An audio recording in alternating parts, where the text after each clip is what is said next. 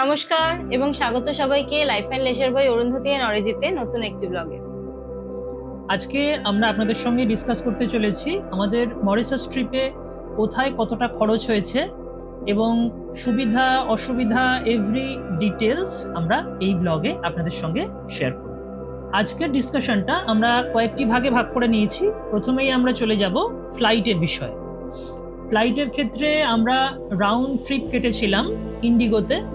বিভিন্ন ধরনের ফ্লাইট আমরা সার্চ করেছিলাম, দেখেছিলাম আমরা যে টাইমে যেতে চাইছি এবং ইকোনমিক দিক থেকেও দুই দিক থেকেই সুবিধাজনক আমাদের লেগেছে ইন্ডিগোর ফ্লাইট, মানে সেই সময় আমাদের মনে হয়েছে। এবং রাউন্ড ট্রিপে আমাদের খরচ হয়েছে পার হেড 53,000 টাকা অ্যাপ্রক্সিমেটলি। আর আমরা ইন্ডিগোর ফ্লাইট বুক করেছিলাম মানে বেশ অনেকটা লেওভার রেখে। তার কারণ হচ্ছে আমাদের সঙ্গে ফ্যামিলির অনেকজন ছিল আর আমার বেবি ছিল সাথে, যার জন্য আমার লেওভারটা চেয়েছিলাম যাতে একটু বেশি হয়। আমাদের ফ্লাইটটি ছিল ওয়ান স্টপ ফ্লাইট। কলকাতা থেকে প্রথমে আমরা ল্যান্ড করেছিলাম বেঙ্গালুরুতে। এখান থেকে যেতে আমাদের সময় লেগেছিল প্রায় 2 ঘন্টা থেকে 2 ঘন্টা 15 মিনিট, এবং তারপরে সেকেন্ড যে ফ্লাইটটি ছিল ব্যাঙ্গালোর টু মরিশাস, সেখানে আমাদের সময় লেগেছিল প্রায় 6 ঘন্টা। একটা জিনিস আপনাদের সঙ্গে শেয়ার করে রাখি, বেঙ্গালুরুতে ফ্লাইটের ক্ষেত্রে দুটো টার্মিনাল আছে। আমরা ওখানে ল্যান্ড করেছিলাম ডোমেস্টিক টার্মিনালে কলকাতা থেকে বেঙ্গালুরুতে নেমে। আর নেক্সট যে ফ্লাইটটি ছিল বেঙ্গালুরুতে আমাদের টার্মিনাল চেঞ্জ করতে হয়েছিল এবং ইন্টারন্যাশনাল টার্মিনাল থেকে আমাদের সেই ফ্লাইটটি ধরতে হয়েছিল মরিশাসের উদ্দেশ্যে। সুতরাং এখান থেকে ফ্লাইট কাটার সময় একটা জিনিস আপনাদের অবশ্যই খেয়াল রাখতে হবে যে দুটো ফ্লাইটের মাঝে যে গ্যাপ সেটা যেন যথেষ্ট থাকে। আমাদের মনে হয়েছে ফ্যামিলি ম্যানদের ক্ষেত্রে অ্যাটলিস্ট 4 আওয়ার্স বা 4.5 আওয়ার্স যদি হয় তাহলে সেটা কিন্তু বেটার হয়। আমি মিনিমামটা বললাম, কারণ যেহেতু মানে টার্মিনাল চেঞ্জের ব্যাপার থাকে, মানে ধরুন আপনার ডোমেস্টিক থেকে ইন্টারন্যাশনালে যেতে হবে আর ওখানে ওদের বাস সার্ভিস আছে, ওইটাতে করে আপনাদের ইন্টারন্যাশনালে পৌঁছাতে হবে। আর লেওভারটা বেশি থাকলে আপনারা ওখানে পৌঁছে সঙ্গে সঙ্গেই তো আর ফ্লাইট ধরে নিতে পারবেন না, কারণ বাস আসবে, লোকজন থাকে প্রচুর, আর একটা বাসে হয়তো সবাই নাও হতে পারেন। যার জন্য একটু সময় নিয়েই আপনাদেরকে আমার মনে হয় লেওভার রেখে টিকিটগুলো বুক করা দরকার যারা ফ্যামিলি নিয়ে যাচ্ছেন। এরপর আসা যাক পয়েন্ট নাম্বার 2, ল্যান্ড প্যাকেজ। আমরা নিয়েছিলাম এটা ট্রাভেল এক্সপ্লোরিয়ার থেকে, যেটা আমরা আপনাদেরকে আগের যে ভিডিওগুলো আমরা পোস্ট করেছি মরিশাস নিয়ে সবকিছুই ডেসক্রিপশন বক্সে দেওয়া আছে। আর ট্রাভেল এক্সপ্লোরিয়া এটা কোনো প্রমোশনাল ভিডিও নয়। আমি ওনাদের সঙ্গে থাইল্যান্ড গেছিলাম। থাইল্যান্ড যখন গেছিলাম তখন আমার এই চ্যানেল ছিল না বলে থাইল্যান্ডের কোনো ব্লগ আপনাদের সঙ্গে আমি শেয়ার করতে পারিনি। আর মানে ওনারা সত্যিই থাইল্যান্ড খুব ভালো ঘুরিয়েছেন আমাদের, যার জন্য আমরা আবার প্ল্যান করেছিলাম যে এনাদের সাথে যাব। তো যাই হোক, ল্যান্ড প্যাকেজ আমাদের অ্যাপ্রক্সিমেটলি পার পার্সন পড়েছিল 40,000 করে। আর ব্রেকফাস্ট এবং ডিনার এই প্যাকেজে আমাদের ইনক্লুড করা ছিল। আর আপনারা তো দেখেইছেন আমরা কি ধরনের হোটেলে ছিলাম, কি রকম ব্রেকফাস্ট ডিনার ওনারা সার্ভ করেছেন, সব তো আপনারা ভিডিওতে দেখেইছেন। আর যারা এই ভিডিওগুলি দেখেননি তাদেরকে আমি অনুরোধ করব, আমার ডেসক্রিপশন বক্সে ভিডিওগুলি লিংক দেওয়া থাকবে, আপনারা সেখান থেকে গিয়ে ভিডিওটি দেখতে পারবেন। সর্বোপরি আপনাদের ল্যান্ড প্যাকেজ ডিপেন্ড করছে আপনারা কোন ট্রাভেল এজেন্সির সাথে যাচ্ছেন আর কোন হোটেলে থাকছেন তার উপরে। চলে আসি পয়েন্ট নাম্বার 3, সেটা হচ্ছে মানি এক্সচেঞ্জ। তাহলে মানি এক্সচেঞ্জের ক্ষেত্রে আমরা মানি এক্সচেঞ্জ করেছিলাম কলকাতার ওরিয়েন্ট এক্সচেঞ্জের কাছ থেকে। এটা হচ্ছে লিটল রাসেল স্ট্রিটের কাছাকাছি অবস্থিত, আর এরিয়াটা হচ্ছে park street area. Total address আমরা ডিসক্রিপশন বক্সে আপনাদের সঙ্গে শেয়ার করে দেব। আর আরও বেশ কিছু জায়গায় আমরা খোঁজ নিয়েছিলাম, কিন্তু আমাদের মনে হয়েছে এখানকার যে এক্সচেঞ্জ রেট সেটাই সবচেয়ে ভালো বলে আমাদের মনে হয়েছে। আপনারা বিভিন্ন জায়গায় খোঁজ নিতে পারেন, তবে এই জায়গাটি অবশ্যই একবার দেখবেন। আমার মনে হয় এখানে কিন্তু এক্সচেঞ্জ রেট আপনারা ভালোই পাবেন। এক্সচেঞ্জ করানোর ক্ষেত্রে আমরা মোটামুটি একটা হিসাব করে নিয়েছিলাম, পার হেড 30,000 INR এক্সচেঞ্জ করিয়েছিলাম। তবে আমাদের এতটা টাকা লাগেনি, এখানে এসে আবার ফেরত দিতে হয়েছিল। তবে একটু বেশি ক্যাশ রেখে দেওয়াই আমাদের মনে হয় বেটার, তার কারণ ওখানে বিভিন্ন রেস্টুরেন্টে বা সব জায়গায় কিন্তু কার্ড চলে না। তো ক্যাশ যদি সঙ্গে থাকে তাহলে কিন্তু অবশ্যই সেটা বেটার হবে। আর একটা জিনিস, ওখানে কিন্তু ইন্ডিয়ান কারেন্সি আপনারা ডাইরেক্ট এক্সচেঞ্জ করাতে পারবেন না এয়ারপোর্টে বা বাইরে কোনো জায়গায়। ডলার বা ইউরো নিয়ে গেলে এক্সচেঞ্জ করানো যায়, সেক্ষেত্রে সুবিধাটা অনেকটা বেশি, কিন্তু ইন্ডিয়ান কারেন্সি কিন্তু এক্সচেঞ্জ করার জায়গা আমাদের চোখে পড়েনি কোথাও। সেক্ষেত্রে ডলার বা ইউরো এখান থেকে না নিয়ে গিয়ে আমার মনে হয় ডাইরেক্ট মরিশিয়ান রুপিজেই আপনারা কনভার্ট করিয়ে নেবেন। তার কারণ ডলার বা ইউরো নিয়ে গেলে ওখানে আপনাদের আবার কনভার্ট করাতে হবে, কনভার্ট করার চার্জটা ডাবল দিতে হবে, সেটা খুব একটা যুক্তিযুক্ত নয়। তাই আপনারা ডাইরেক্ট মরিশিয়ান রুপিজে কনভার্ট করে মরিশিয়ান রুপিজে নিয়ে যাবেন এখানে। আমাদের পরবর্তী আলোচনার বিষয় হচ্ছে ভিসা। প্রথমে বলে রাখি, মরিশাস হচ্ছে ইন্ডিয়ানদের জন্য ভিসা ফ্রি, অর্থাৎ ভিসা হচ্ছে অন অ্যারাইভেল। ওখানে গেলেই আপনার পাসপোর্ট শো করলে ওখানে ওরা স্ট্যাম্প দিয়ে দেবে, আলাদা করে ভিসা করার কিন্তু কোনো প্রয়োজন নেই এবং তার জন্য কোনো টাকাও আপনাকে পে করতে হবে না। ওখানে মরিশাসে এন্ট্রি নেওয়ার জন্য যে জিনিসগুলো আপনাদের দরকার, যে পাসপোর্টটি আপনারা নিয়ে যাচ্ছেন সেটা অবশ্য এখানে যখন ফ্লাইট টিকিট আপনাদের দেবে, ইন্টারন্যাশনাল টিকিট যখন আপনাদের দেওয়া হবে, আমরা যেমন দমদম থেকে আমাদের ফার্স্ট ফ্লাইটটা ছিল সেখানেই চেক করে নিয়েছিল যে যাওয়ার flight ticket, return flight ticket, hotel booking, এগুলো হচ্ছে প্রয়োজন। আর একটি হেলথ ডিক্লারেশন ফর্ম, ইনফ্যাক্ট এখন সেটি অল ইন ওয়ান ফর্ম হয়ে গেছে, যে ফর্মটা কিন্তু আপনাদের ফিল আপ করে নিয়ে যেতে হবে। এই ফর্মটা কিভাবে ফিল আপ করবেন তার ওয়েবসাইট অ্যাড্রেস আমরা নিচে দিয়ে দেব, সেখান থেকে আপনারা দেখে নিতে পারেন এবং এখান থেকে ফিল আপ করে নিয়ে যেতে পারেন। আর অবশ্যই যে পাসপোর্টটি আপনারা শো করবেন তার মধ্যে 2টি পেজ ফাঁকা থাকতে হবে, যাতে সেখানে স্ট্যাম্প দেওয়া যায়। Online health declaration form fill up করার জন্য প্রথমেই আপনাদের গুগলে গিয়ে টাইপ করতে হবে মরিশাস হেলথ ডিক্লারেশন ফর্ম। দেখুন এখান থেকে প্রথম লিঙ্কটিতে ক্লিক করতে হবে, সেভ মরিশাস। করলেই এখানে অল ইন ওয়ান ফর্ম, দেখুন এটা খুলে গেছে। এই ফর্মটি এখানে আমাদের ফিল আপ করতে হবে। দেখুন প্রথমেই আছে you are traveling by air, তারপরে কান্ট্রি দিতে হবে, আমরা এখানে ইন্ডিয়া দিয়ে দিচ্ছি। আমি একটা ডেমো করে আপনাদের দেখিয়ে দিচ্ছি। এবার ফ্লাইট ইনফরমেশন দিতে হবে, কোন ফ্লাইটে যেতে হবে, তারপর ডেট দিতে হবে, মানে arrival date, next flight number এখানে অলরেডি চলে আসবে দেখবেন। এরপরে দিতে হবে purpose of travel, initial port of embarkation, এটা কলকাতা হবে, countries visited in last 6 months, কোথাও গেলে সেটা দিয়ে দিতে হবে, আর প্রপোজড লেন্থ অফ স্টে, কদিন থাকবেন, 6 দিন 7 দিন দিয়ে দিতে হবে। এরপরে নেক্সটে ক্লিক করলেই নেক্সট পেজ চলে আসবে। দেখুন এই পেজে আমাদের কিছু পার্সোনাল ইনফরমেশন দিয়ে দিতে হবে, যেমন ফার্স্ট নেম, লাস্ট নেম। চলুন একটু ফিল আপ করা যাক, নাহলে নেক্সট পেজে যাওয়া যাবে না।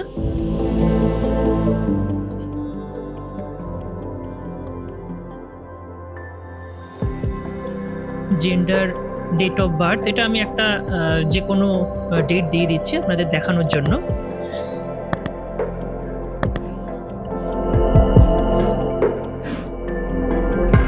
ন্যাশনালিটি, পাসপোর্ট নাম্বার, আপনাদের যেটা পাসপোর্ট নাম্বার থাকবে এখানে সেটা দিয়ে দিতে হবে। অকুপেশন আছে এখানে, যেমন সার্ভিস দিয়ে দিলাম। আর মোবাইল নাম্বার, আপনার নিজস্ব যেটা মোবাইল নাম্বার দিতে হবে। আর ইমেল আইডিটা দিলে দিতে পারেন, না দিলেও চলবে, মানে ম্যান্ডেটারি নয়।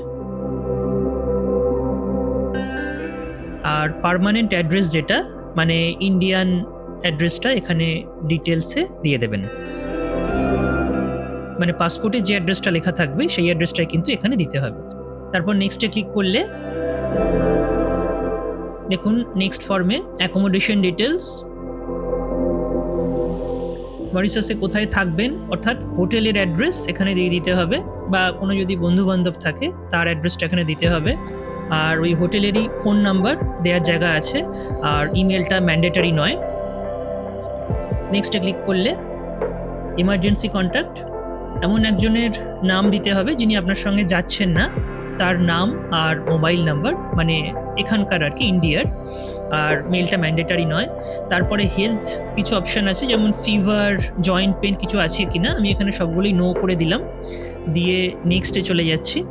এরপরে দেখুন টোটাল ফর্মটা এখানে দেখাবে, আর সবার লাস্টে একটা চেক বক্স আছে, চেক বক্সে ক্লিক করলে সাবমিট অপশনটি অ্যাক্টিভ হয়ে যাবে এবং তারপরে ডাউনলোড অপশন আসবে, সেখান থেকে ডাউনলোড করে ফর্মটি আপনারা প্রিন্ট করে নেবেন। মরিশাস পৌঁছে ইমিগ্রেশন কাউন্টারে আপনারা যখন পাসপোর্ট বা যে কাগজগুলো আমরা বললাম সেগুলো শো করবেন, তারপরে আপনাদের চলে যেতে হবে একটি হেলথ কাউন্টারে, যেখানে হেলথ ডিক্লারেশন ফর্ম যেটা আপনারা এখান থেকে ফিল আপ করে নিয়ে যাচ্ছেন সেই ফর্মটি ওখানে সাবমিট করতে হবে। এবং এই কাউন্টার থেকেই বিভিন্ন ধরনের ভ্যাকসিন দেওয়া হয়, যেমন ইয়েলো ফিভার বা এই ধরনের যে ভ্যাকসিনগুলো আপনারা যদি কেউ নিতে চান তাহলে অবশ্যই এটা সরকারিভাবে ওখান থেকে দেওয়া হয় এবং ফ্রিতেই দেওয়া হবে, এর জন্য আলাদা কোনো পেমেন্ট করার প্রয়োজন নেই। যদিও আমরা কিন্তু এই ধরনের কোনো ভ্যাকসিন ওখান থেকে নিইনি, শুধুমাত্র ফর্মটাই সাবমিট করেছিলাম। চলে আসছি পরবর্তী পয়েন্ট।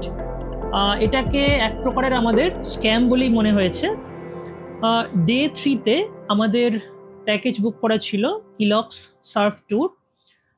সেই জন্য এই আইল্যান্ডটিতে যাওয়ার জন্য আমাদের নির্দিষ্ট একটি জেটি বলতে পারেন সেখান অবধি পৌঁছে দেওয়া হয়েছিল বাই কার।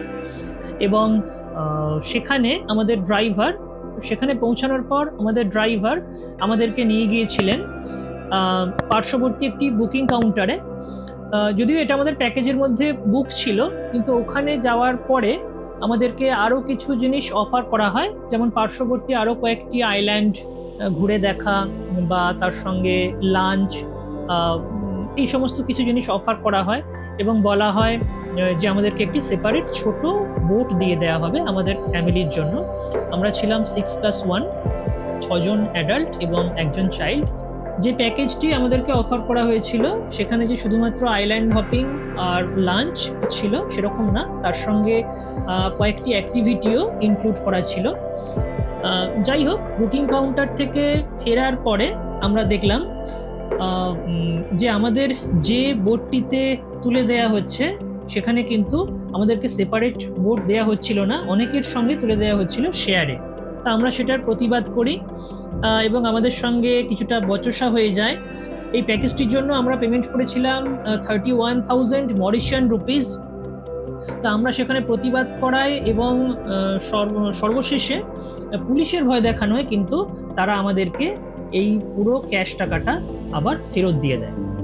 সুতরাং আপনারা যারা যাচ্ছেন এই ব্যাপারটি অবশ্যই খেয়াল রাখবেন, কারণ হোটেল থেকে আপনাদের যখন ওইখানে নিয়ে যাওয়া হবে, আপনাদের যিনি ড্রাইভার থাকবেন তিনিই আপনাদের বুকিং কাউন্টারে নিয়ে যাবেন এবং এই সমস্ত বুকিংগুলো যাতে আপনারা করেন, অ্যাডিশনাল বুকিংগুলো, তার জন্য আপনাদের ইনসিস্টও ওনারাই করবেন। আপনারা যখন নেবেন, কোন অ্যাক্টিভিটি নিচ্ছেন বা যে প্যাকেজগুলো নিচ্ছেন তার জন্য কি পেমেন্ট করবেন সেটা কিন্তু জেনে বুঝেই এখানে বুক করবেন। আর এই দিন আমরা যখন ইলক্স সার্ফ ট্যুরের জন্য রওনা হলাম, মানে যখন আমরা স্পিড বোটে করে যাচ্ছিলাম বিচের দিকে, তখন যে অ্যাক্টিভিটিসগুলো আমাদের চোখে পড়লো, আমরা দেখলাম যে ইকুইপমেন্টগুলো ওনারা ইউজ করছেন সেগুলো ম্যাক্সিমাম ইকুইপমেন্টগুলোই হচ্ছে আউটডেটেড আর ভীষণই লো স্ট্যান্ডার্ড। আর আমার যেটা মনে হয়েছে মানে খুব একটা সেফ নয় ওগুলো। তো আমরা তখন সবাই ভাবছিলাম যে থ্যাংক গুডনেস আমরা এগুলো বুক করিনি, আমরা বেঁচে গেছি। তো সেই জন্য আপনাদেরকেও বলবো আপনারাও কিন্তু সবকিছু পরখ করে যাচাই করে তবেই আপনারা এই অ্যাক্টিভিটিগুলো বুক করবেন। সর্বশেষে আপনাদের সাথে কয়েকটি কথা আমরা শেয়ার করে নিচ্ছি। প্রথমত, আপনারা যখন মরিশাস প্যাকেজ বুক করবেন তখন আপনারা কিন্তু এই ক্যাসেলা নেচার পার্কের যে টিকিট আছে এটা তো আপনাদের যে ট্রাভেল এজেন্সি নিয়ে যাচ্ছেন তারাই বুক করে দেবেন অনলাইনে, বা আপনারা নিজেরাও বুক করে নিতে পারেন। কিন্তু আমাদের যেটা মনে হয়েছে লায়ন ওয়াক যেটা আছে সেটা কিন্তু অন্তত 2 মাস বা 1 মাস আগে অন্তত বুক করে রাখা উচিত। তার কারণ আমরা গিয়ে কিন্তু লায়ন ওয়াকটা এক্সপিরিয়েন্স নিতে পারিনি, যেহেতু আমাদের বুকিং ছিল না। আচ্ছা, আর একটা যেটা হচ্ছে আপনাদের সি প্লেন, যেটা আমি আগের ভিডিওতেই বলেছি, সেটাও কিন্তু আপনারা মানে প্যাকেজে ইনক্লুড করিয়ে নেবেন, অন্তত 2-2.5 মাস আগে এটা বুকিং হয়, না হলে কিন্তু আপনারা ওখানে গিয়ে বুক করতে পারবেন না। অ্যাকচুয়ালি আপনারা যখন মরিশাস ট্রিপ বুক করবেন, প্যাকেজ বুকিংয়ের সময়ই এই দুটো অ্যাক্টিভিটি, মানে দুটোর মধ্যে দুটোই বা যেটা আপনারা করতে ইচ্ছুক সেটা কিন্তু তখনই বুক করিয়ে নেবেন, নাহলে কিন্তু পরবর্তীকালে এটার বুকিং পেতে অবশ্যই বেগ পেতে হবে। আর দুটো এক্সপিরিয়েন্সই আমার মনে হয়েছে আমরা করতে পারিনি ঠিকই, কিন্তু যারা করেছে তাদের কাছ থেকে আমরা যতটুকু শুনেছি মানে এগুলো সত্যি মানে আনবিলিভেবল এক্সপিরিয়েন্স, কিন্তু আমরা এটা করতে পারিনি। তো সেই জন্য বলবো, আবারও আমি আপনাদের বলে দিচ্ছি, অবশ্যই আপনারা প্যাকেজে এটা কিন্তু ইনক্লুড করিয়ে তবেই আপনারা যাবেন। আজকের ভিডিওটি আর দীর্ঘায়িত করছি না, আমাদের যা যা বক্তব্য ছিল অলরেডি আমরা বলে দিয়েছি। আর এছাড়াও যদি এই ট্রিপ সম্পর্কে আপনাদের আরো কিছু জানার থাকে তাহলে অবশ্যই আমাদের কমেন্ট বক্সে কমেন্ট করবেন, আমরা অবশ্যই চেষ্টা করব প্রত্যেকটি কমেন্টের রিপ্লাই করার। আর এই ভিডিওর সাথে সাথেই আমরা শেষ করছি আমাদের মরিশাস ব্লগ সিরিজ। আর যদি কারো দেখা না হয়ে থাকে ভিডিওগুলি, তাহলে আমি আবারও আপনাদের জন্য ডেসক্রিপশন বক্সে লিংক দিয়ে দেবো, আপনারা অবশ্যই ভিডিওগুলো দেখবেন আর আমাদেরকে জানাবেন আপনাদের কেমন লাগলো এই পুরো সিরিজটি। আর যদি এই ধরনের ভিডিও আপনারা আরো দেখতে চান তাহলে অবশ্যই আমাদের চ্যানেলটি সাবস্ক্রাইব করে আমাদের পাশে থাকবেন। আর আপনারা চ্যানেলটি লাইক করবেন, শেয়ার করবেন এবং আপনাদের ভ্যালুয়েবল কমেন্ট অবশ্যই আমাদের কমেন্ট বক্সে জানাবেন। আর দেখা হচ্ছে পরবর্তী আরো একটি নতুন ভিডিও নিয়ে। তো সবাইকে শুভরাত্রি।